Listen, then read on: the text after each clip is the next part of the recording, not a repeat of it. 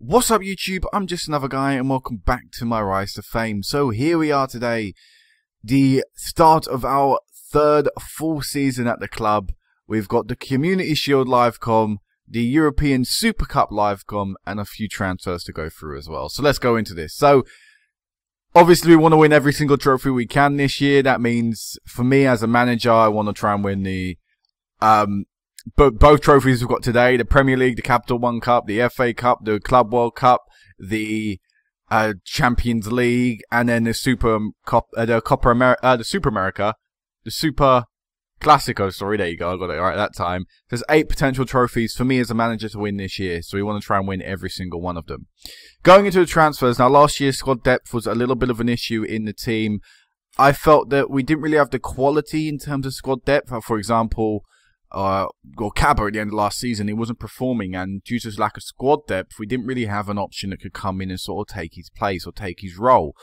And that was something I sort of wanted to address. So I wanted to bring in some new players, some better players in my opinion, and I believe that's what we've done. But we're going to talk about the outs first. So the first guy to leave was Ivan. Now he was speaking out about lack of first team football, and I decided we didn't really need Ivan anymore. So I sold him for 3 million to Lille, and that's a great profit for us because we only had him at the club for 2 years. He was a free transfer from Real Madrid, and we made £3 million on him. I think it's a great bit of transfer action there. Next, we sold Sydney for 17.5 million. He's now actually Portuguese. He was Brazilian, but he must have very recently, I guess in the summer beforehand, been capped. Actually, it was the European Championship this year, so I'm guessing he was in the European Championship side for Portugal. But yeah, we brought him for 900k last season, and he put in 2 very good years of us. I mean, don't get it wrong, he was a good player, or good enough player anyway, but I felt we could get better, and I saw his value, and I was like, I don't think I can turn up the chance to try and sell him on for that much money. So that's what I did. He's gone to Mexico. He's now playing in America, Mexico, and like I say, the fact that we nearly made £17 million profit on him. I know we didn't. I know we made 16 point whatever million pound profit on him. 16 point, what is that? Do math in head quick. 16.6 million pound profit. But that is one hell of a profit. And the guy I brought in to basically replace Sydney, or what Sydney offered anyway, which was a backup option to the centre of the midfield. The player I brought in instead, I think, is good enough. I think is better than Sydney. So I think that the money that we've got from here has been reinvested wisely, or at least mostly wisely. We also sold Hector, again a player we brought last year for less money than we sold him for. We brought him for 4.4 million. He only made 6 league appearances, all substitute, never scored a goal in the league. Actually only scored a goal in 1 game he ever played for us in, and it was a hat-trick in his 1 game. So he's moved on to Galatasaray for 8 million, so nearly doubling the price that we brought Hector for. So again, that's a nice bit of profit, and it's good that we're able to do that with our transfers. Elsewhere, we released a lot of people, a lot of youngsters that just weren't particularly going to make it. Adam Wilkinson, another youngster, went on a free to Brighton. Fitz Jimenez, another youngster, went on a free to Motherwell. Ryan Gould left as well. He was unhappy about the lack of first team football last year, despite the fact I gave him more league games than any other team has in the past 7 years. In 1 league season. Last time we played 13 league games with Sporting Lisbon. So I can see why he was unhappy with his lack of first team football, but it was sort of like, come on mate, you know, like, people haven't been playing you before. I wonder if you moaned there. I think it's just because my manager hasn't really got great discipline. But we sold him for 9 million, so even Ryan Gould, a player we only had for 1 year and didn't even play particularly well, we still sold on for nearly double the price. So £9 million, again, making profit on a player that we've brought and sold, and he was only 1 year here, so I think that's really good.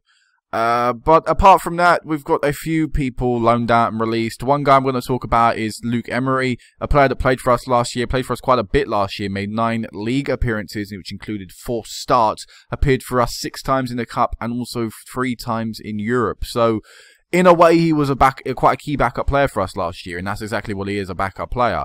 And basically, this year I decided that I was going to loan him out. I brought in a player.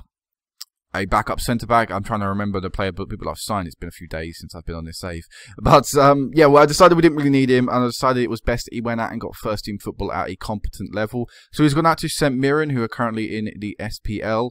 Now, they finished 11th last year, so there's going to be a lot of pressure on him in the defence. I mean, it probably wasn't the wisest. If you're going to loan out players, try and loan them out to teams near the top of the table. More likely than not, they'll put in good performances. But I'm confident he can do well. I mean, he illustrated or showed good signs here or there. I mean, his overall average rating for us wasn't great, but he showed glimpses of what he could do last season. And I do see him as a future player at this team, as a squad member. So getting him out to St Mirren now, getting him playing first team football, hopefully see his stats improve. And then next year he can come back and be that, you know, backup player on the bench that we need.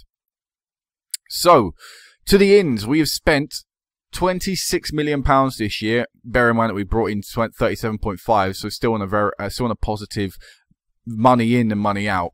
So let's go into this. So the first guy we brought was Leonardo Conti. He is our backup centre back, 25 years of age. So 4.4 million from Corinthians. I think it's a very decent fee. I mean, he's played really well for Corinthians over the past 2 seasons, and that was one of the reasons I went after him. He's also a very decent player. Don't get me wrong. He's a leading player for Premiership sides, according to Luca Toni. So, you know, that's a good player. That's the player we want. And he can play anywhere on the back four. So again, he's a versatile option and an option I'm happy with. He was a relatively cheap wage. So yeah, Leonardo Conti, our backup centre-back. Next guy we brought in was Simon Tibeling, 29 years of age, Swedish international, coming in from Roma for £6.5 million. Now, the reason we went after him was because we sold Sydney. We sold Sydney so Simon Tibeling could come in. Simon Tibeling is a player that can play anywhere in the midfield for us pretty much. But he's got that little bit of experience. He's got that history. You know, he played really well with Roma over the past 2 seasons. Again, that's something I do take into consideration, people's recent form, if I can. I mean, if they're a good player that just isn't playing well, I'll take the risk on them sometimes. But Simon Tibeling has been playing well. And according to reports, again, he's a very good player. In terms of centre mids, he'll be a very good backup to have for John Mbele. And in fact, he's going to be starting today due to the fact Mbele picked up an injury. So he'll be a name in the starting lineup. The next guy we got was a backup right back, because with Ivan leaving, we needed a new one coming in. Alexandro Carreno, I think it's pronounced. Alex Carreno. 25 years of age, from Real Madrid. He had played for Real Madrid quite a bit over the past 2 years, but not particularly well last year. So for that reason, for the fact that he didn't play well, I think he found himself on the transfer list and wasn't really needed. So we went after him. I went after him and was like, yeah, this will be a good, cheap, backup alternative option to Stones. Again, a good Premier League player, so that's an alright backup in my opinion. I mean, bear in mind that it's Ndeye, then Stones in terms of our right back. So Carrano might not even play a lot because, like I say, if there's an injury to Ndeye, I'll probably shove Stones out there, then put Conti in the centre of the defence. So, but you know, like I say, cheap transfer fee really. I mean, 4.4 million isn't too much for Chelsea to spend on a player. And again, wage-wise, not exactly a load. So I think this is a decent addition to the team. Next, we signed Lee Nicholas from Liverpool on a free. This wasn't greeted with much pleasure from the Chelsea fans, because of course Liverpool being a rival of ours. But Lee Nicholas is just going to be a backup player. It's what he's been at Liverpool for the past 6 years, and it's what he's been with Sunderland the year before that. You know, that's all he is. That's all he ever has been pretty much throughout his career, with the exceptions of a few seasons. It's just a backup player. So that's what we're going to do. That's what Lee Nicholas has been brought in with. It's so people like Lee Hope and another young goalkeeper that we got for our youth system last year, they can play at youth levels instead of being on the bench and not playing. At least they're playing some sort of football.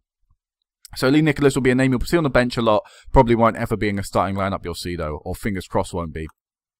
Next guy, free transfer from Chicago, whatever that team was, Chicago Inferno.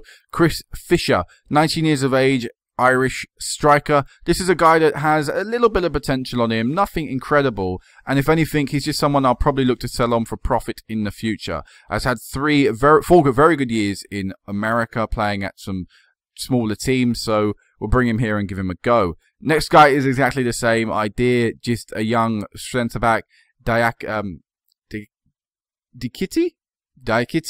maybe. He's another centre-back, just a little bit of potential in him, so hopefully, you know, he'll just be in our youth system. Maybe we'll loan him out. He's interested, with a few clubs are interested in him. We'll get him out, and then we'll hopefully sell him on for a bit of profit in the future. That'd be great. Next guy, and our biggest transfer of the summer, was Kenneth Brown for 10.5 million. Now, I'm not too happy with the fee. I mean, I think the fee was maybe a bit out of proportion for me. My reports before he came in were very good. Once he got here, the reports suddenly told a different story. But Kenneth Brown, I'm confident he can score goals because he proved it last year.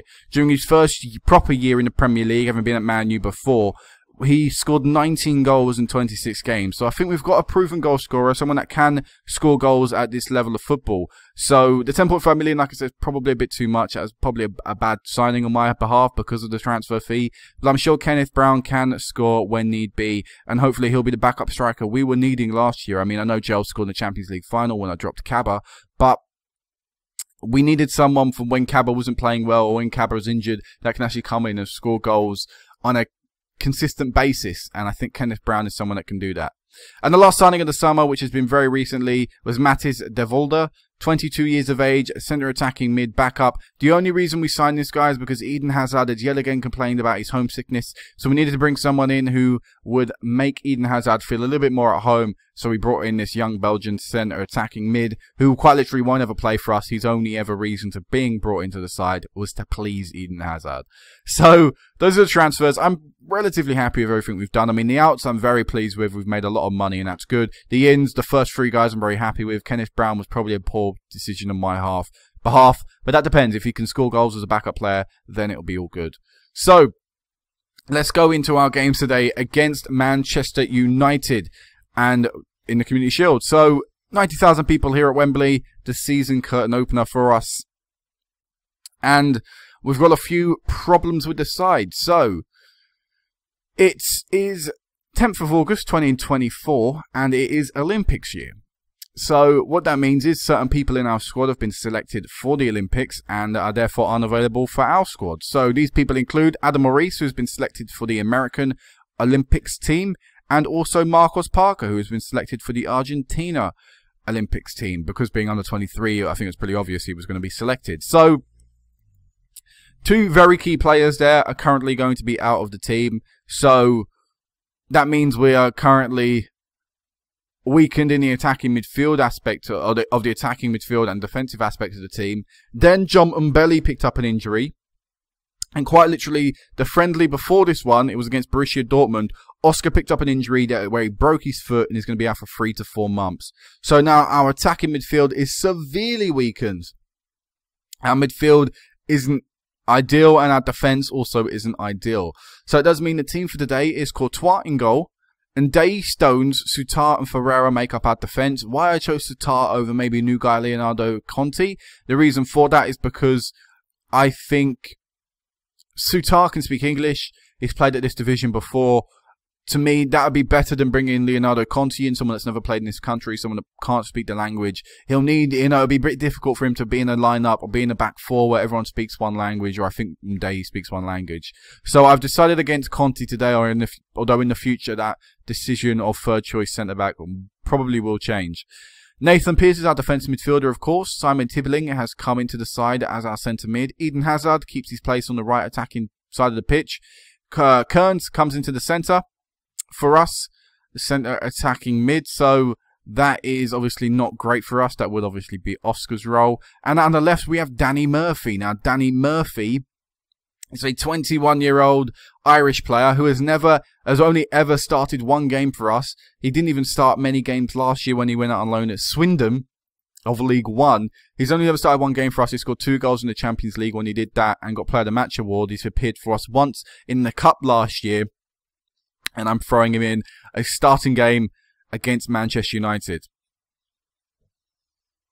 So that may seem a bit weird, and looking at it right now, I could obviously do different things. I could obviously put Hazard out on the left, drop Jean-Claude Kaba back at to right attacking mid, start Kenneth Brown up front. But I'm going to go with this to start with. It's just the Community Shield. Despite the fact I do want to win everything, you know, I've got to pick a team pick the team I feel is best. And I think Murphy is a decent player and is someone that could definitely be used in this future. He is our backup left attacking mid for the season, so I'm not going to try not to use him. So let's go into this game against Manchester United. As you can see, obviously the weakened attacking aspect of the pitch for us is not great, but hopefully it still possesses enough quality to earn us the goals we need. It says the game will be close, and I do believe with Cam and Cameron here with Sky Sports News, I do think it'll be close. And I do see this game going the full 90 and then going to penalty shootouts, because of course there's no extra time in this tournament. So, yeah, it's obviously it's not ideal. And we'll probably have the same or some sort of same team for the Super Cup, fight for the European Super Cup. So, you know, it might struggle in these two games to start with. So I'm just going to say I picked a team that gives the best chance of winning. And obviously I'd rather have Parker. I'm not going to talk about him. And let's go into this. So our opposition instructions. Are they done by Jody Morris? I thought I brought in someone new. I don't think I did. So we're bringing Jody Morris to do this. Tony, not Conte, and let's go. Let's get into this. Chelsea versus Manchester United, the first game of the season. Let's hope we can start it off with a win like we did last year. So, starting off, here is Danny Murphy for us. Oh no, the attacking midfield being tackled. And now Manchester United can turn this on us. Volland, great clearance by Stones, but it's going to come straight back towards us as a blue shirt's unable to pick up his clearance. And decent challenge. Oh no, it goes through, and Manchester United missed their opening chance of the game, missed the first opportunity of the match. Murphy's looking nervous. I'm going to just do a team talk to him and calmly remind him there is no pressure. Hopefully ease up his nerves. Saying that, Manchester United have a free kick, and we have given away a penalty. Tristan Ferreira with a shocking challenge, it has to be said. I mean, he's running nowhere. He's got his back to goal. He's got, you know, it was a poor decision. And Manchester United have missed it. And it's been given offside from Januzaj. So, wow, we survived a massive scare there. I accepted we were 1-0 down before it was even taken. So, very, very lucky to still be at 0-0. Man, you have definitely had the better chances. We're yet to see a highlight from us. But we're not completely out of the game. We're still getting shots. We're still getting shots on target, so you can't completely rule us out. I think Murphy is struggling out there and probably will look to take him off soon. In fact, we'll look to take him off now. We've given him 10 minutes in the second half, and he's only getting worse. So what we'll do is we'll do what I said earlier. We'll bring Eden Hazard over to the left. We'll drop Kaba back, and we'll give Kenneth Brown a debut today up front. So hopefully Kenneth Brown can make the difference. I mean, Kaba's not having a particularly great game either. So we're sort of just looking for someone to stand out for us. Here's Kenneth Brown being tackled. That's the first time I've seen him in a Chelsea shirt in a competitive game. And what a save from Courtois. A very firm hand, managing to keep Manchester United out. Yet again, it looks like it's going to be Manchester United on the attack. No, Eden Hazard gets the ball, trying to find Kenneth Brown. Unable to. I think was that guy's name Algebra? Here's Kearns with the ball.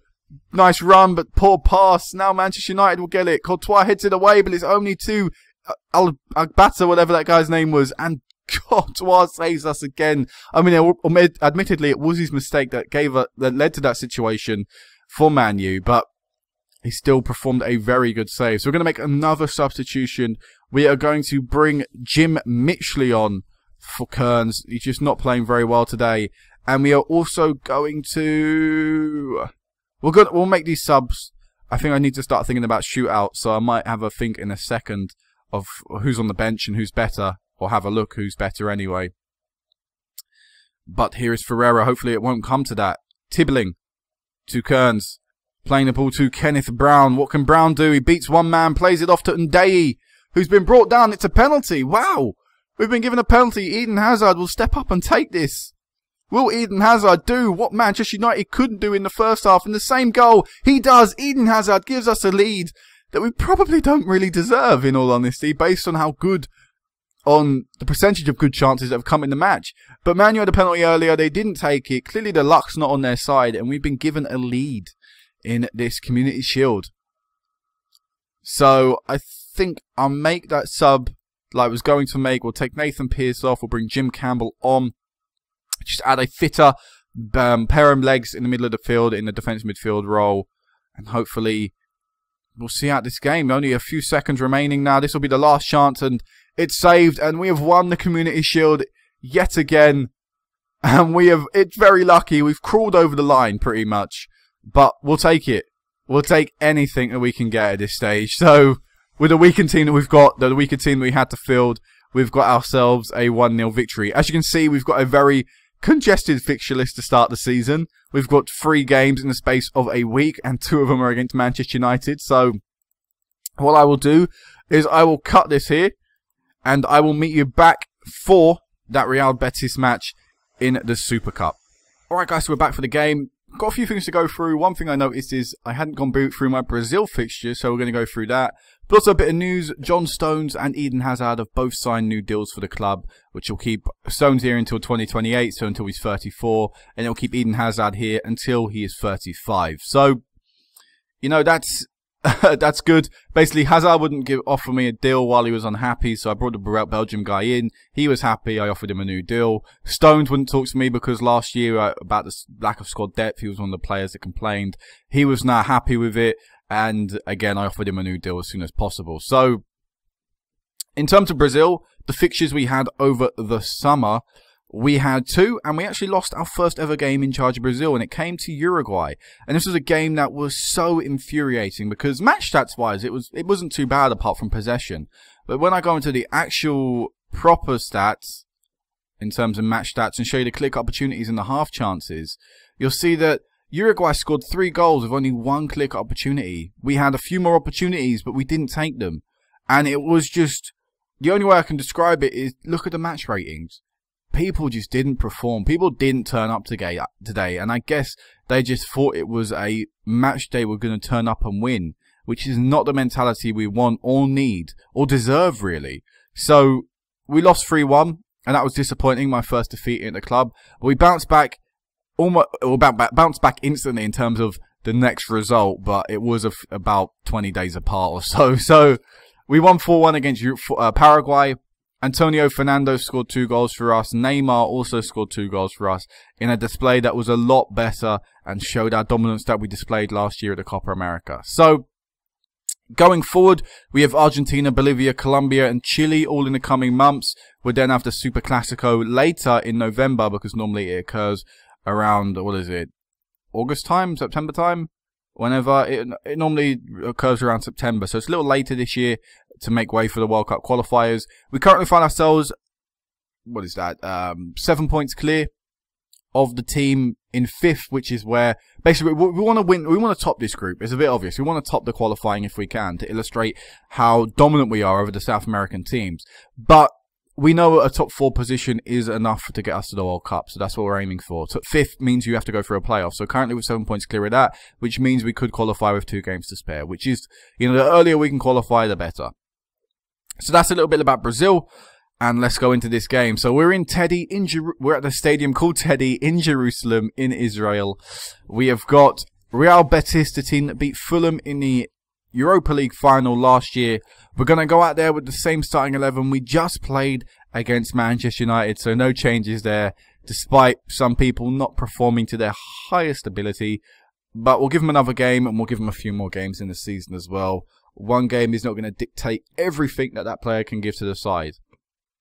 So, we're given the favourites tag, although, again, it's seen as a game that could go all the way to penalties, so hopefully it won't go that far. I'm not sure if there's extra time in this competition. I think there is. I'm not too sure. I know Chelsea lost in a shootout in this competition a few years ago. Lukaku missed a penalty in that game that cost us, but I'm not sure if there was extra time in it. So and that's in real life, by the way. So I'm not too sure. But either way, Eden Hazard, we have a chance maybe to score. Set piece wasn't too great. Nothing particularly great came from it. But we got the ball still. Here is Danny Murphy, who plays it in, and Jean-Claude Capper scores the goal to give us the lead. Danny Murphy with the assist as well. That is exactly what I was hoping Danny Murphy would do. A nice touch from the left attacking mid. A decent cross as well. And Capper is able to score. I mean, Campo in goal for them. Could have done better. We're going to take anything we can get. So winning, dominating, exactly how we were playing last year. So that's good. Because we've got Man U coming up again, and we want to start off the league season in at least a decent way. A draw I'd be happy with in that match, because Man U are a tough team, of course. And of course, we played their new manager. The last time we played Man U, it was their new manager in charge, and we beat them. And in charge of them is Allegri, I believe, or he's basically the Juventus manager in real life. He's now in charge of Manchester United. So it was the first time I ever played him, and I think the first time I ever played against him or managed against him, and I beat him. So that's good. So it's always nice to have him play against a manager you can beat. So again, it's us on the attack. Not been a very exciting game. This is the second highlight. Let's see what comes of this. It looks like it could be Real Betis' attack as they beat our fullback. No, it's poor from them. Courtois is always going to save that every day of the week. And now we can maybe look for an attack. Hazard, Kaba is through on goal and can't find the target at least. That's poor from him. Should be doing better in that one-on-one situation being presented to him. Oh. Eden Hazard with a free kick, can't score, but Danny Murphy can. Danny Murphy's first goal of the season. And there we go. This was a game about Danny Murphy, clearly. Assist and a goal now. And that should put the game beyond any reasonable doubt. We should be looking to win the European Super Cup. Going to make some substitutions. Going to take Nathan Pearce off, looking a little bit tired. We're also going to take Tibbling off and bring on Jim Mitchley. Actually going to put Kearns a little bit further back. And I think we'll just make... do I want to make another one? I need to keep people fit for the league game coming up. I think we'll take Ndeye off and we'll put Conte on. We'll put Stones out in the right back position and start Conte or give Conte his first ever appearance for the club competitively. So, what's happening here? Good tackle from us in the middle of the park, but can't produce anything from it just yet. Oh no, missed header from Stones. And Francisco is through and it's Courtois saving us yet again, continuing his a great performance from the last match into this match. Courtois captain. By the way, Eden Hazard is now vice captain of this team. I changed it from John Stones to Eden Hazard. And is that a penalty? No. John Stones at the right back gives it to Kaba. To Eden Hazard. Can't score, but Danny Murphy can. He gets his second of the game. It is definitely Danny Murphy's game. I mean, admittedly, his 2 goals have come from Eden Hazard rebound shots, but whatever. Any goal counts. Any way you score is still a goal. And Danny Murphy showing why I'm giving him a little bit of a push this year. Why I'm giving him a chance this year to be my backup player. He's performing alright so far. Here's Murphy going for his hat-trick. Will he have a shit dig? They're giving it to Murphy. Just have a dig, son. Oh, it wasn't Murphy, was it? That was Mitchley, sorry. I thought Murphy. I was reading that wrong. I was just saying they kept giving it to Mitchley and it was just like, I thought it was Murphy trying to set up his hat-trick. Alright, Conte. First time I think I've seen Conte on the ball. Playing it back to Courtois. Still a very good performance for the team, by the way. Looking at the match stats, we've been all over them. It's been actually all us, apart from that one Real Betis chance that they had. It's just been a complete dominant display from us. Here's Mitchley. Murphy, been brought down. Come on, Murphy, you'll step up and take this. Will Murphy get a hat-trick in his second appearance of the season? I think this will be his first hat-trick for the club as well. Well, obviously it will. It's first in his career. And he does! Danny Murphy. A player that had a shocking game last game, and I would have been in my right to have dropped him, has completely turned it around and completely given me faith going forward into the start of this season that he will perform in the place of Parker whilst he's at the Olympics. And that'll probably be the last highlight of the game. I don't think we're going to get another chance. Campos, not a particularly great game in goal for Betis. Obviously, seeing 4 goals past him. Here is Mitchley. 2 Kaba been tackled. Like I said, I don't think anything's going to come. This is just the last highlight, which is kind of long, which I don't like. But there we go. 4-0. We have beaten Real Betis. We've won our 2nd trophy of the season in only our 2nd game. And we have absolutely smashed the Europa League winners. So, go very, very confident going into the season. Let's change it back to the blue. And I've entered European Roll of Honor. I've entered the European Hall of Fame. Wow. 1,604 points. Very close to now Fabio Capello. The next trophy I can win is the Super America. So, oh, actually, that doesn't count for this. So the next trophy I can win is the League Cup. And I'm not sure that'll be enough points to get us above Fabio Capello. But to be on the European Hall of Fame, obviously, is just brilliant. In terms of nation. Of course, yeah, the European stuff doesn't count. I'm even on nation. But in terms of nationality, still Bob Paisley, a long way off. 1,783 points. How close we are breaking onto the Worldwide Hall of Fame? We are very, very close to doing that. One very good year. If we can win every single thing possible again this year with Chelsea, we'll break onto the Worldwide Hall of Fame, I think. So, I'm not going to do the press conference. I'm not going to bother going through that. Murphy scored. How many appearances has Murphy made throughout his career? 2 substitute appearances for Ipswich, 1 start for us, 1 substitute appearance, and 1 start for Swindon. So that's 2, 3, 4, 5 appearances throughout his entire career before this season. He had only ever appeared 5 times, scored twice. He's played twice so far this season and scored 3 times. Best season so far of Danny Murphy's career? Definitely. So, when will I meet you back next? Well, normally I meet you back for the Super Classico, and I think I will still stick with that. I think I'll meet you back for the Super Classico around November time. It will give us a big chunk of games. Hopefully we'll have qualified by then as well. We would have played, like I said, a healthy chunk of matches. We'd have played a lot of qualifiers with Brazil, a lot of stuff to go through, and hopefully we'll be on track to continue defending all the trophies we won last year. So, until next time, guys. Peace out.